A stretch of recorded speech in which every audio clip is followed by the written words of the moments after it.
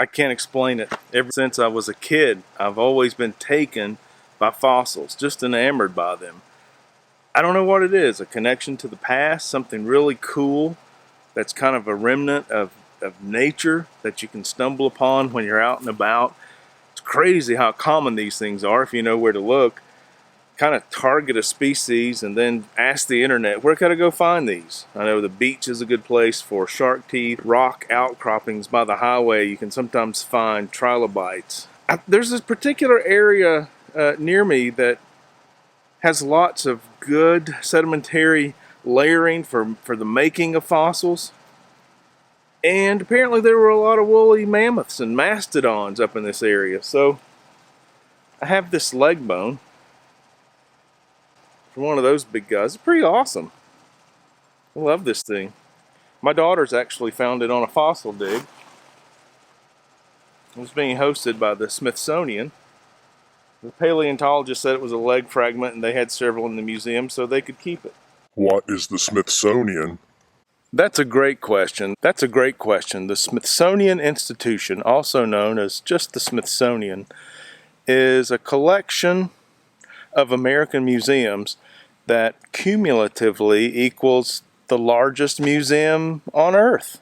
It's the world's largest museum, including 19 museums and the National Zoo. It was founded in 1846 with funds from the Englishman John Smithson. He was an Englishman who died in 1826, and according to his wishes, he wanted to increase and diffuse knowledge and information. The Smithsonian houses many of our national collections, and they continue to accomplish their mission to Mr. Smithson's wishes, and they invite visitors from all over to come see America's collections, and each year, millions of visitors come.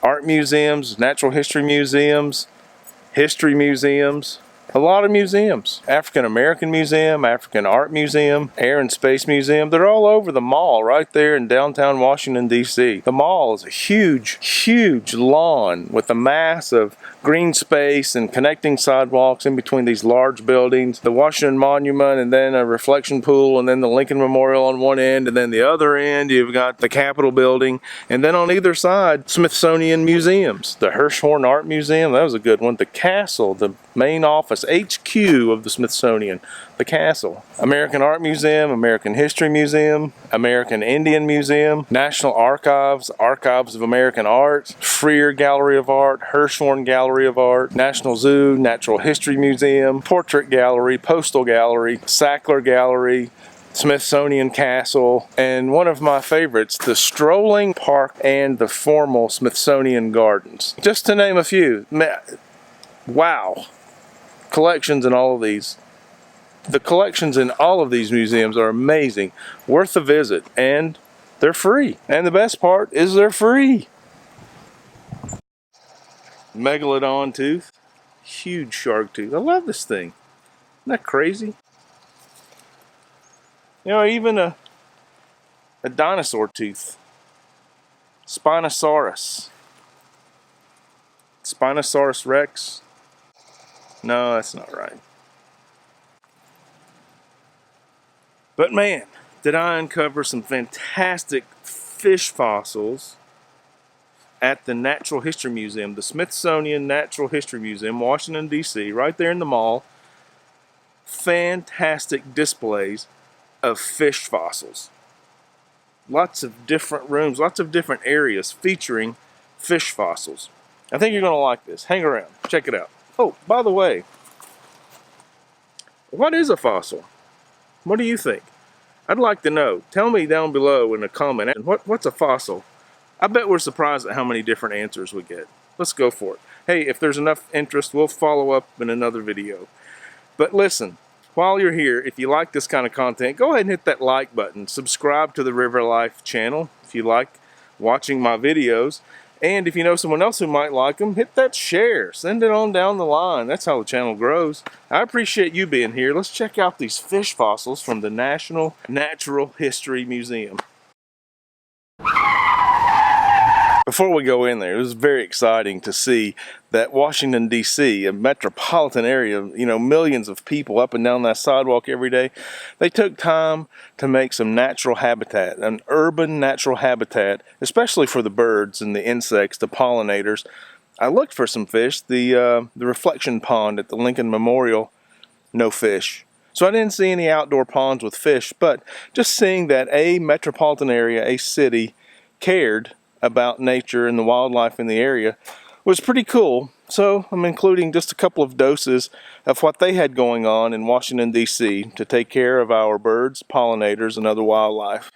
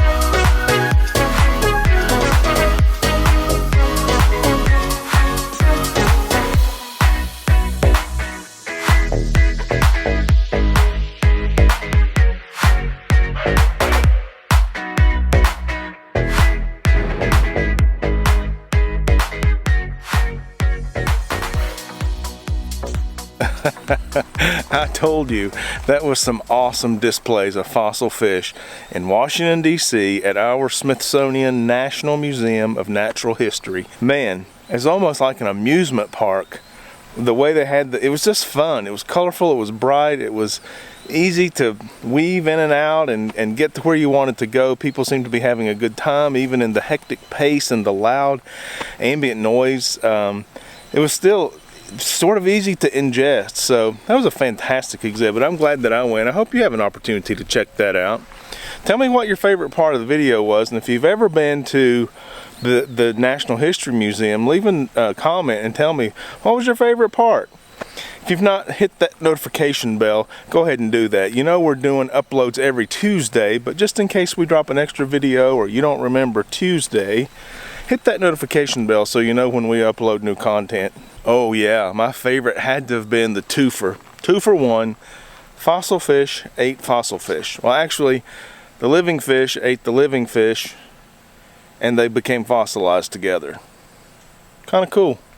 Fossilization happened while that other fish was in the gut of the one fish. And we got it right there in the museum. Got a picture of it. I hope you like that one too. What's the plural of fish? Well, scientists say fish. And when they use the word fishes, they're referring to more than one species of fish. Kind of cool. Thought you'd enjoy that. And now we can all learn something from this lady.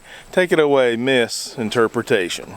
So, lots of times fish have different names for different localities or languages. The Arapaima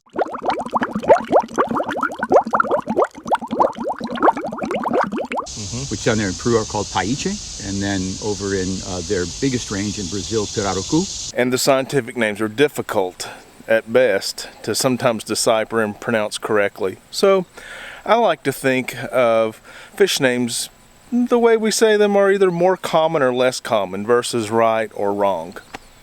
I could be wrong. Thanks for coming along on this one. I'll see you on the next one. Till then, get out there and see it, love it, and live it.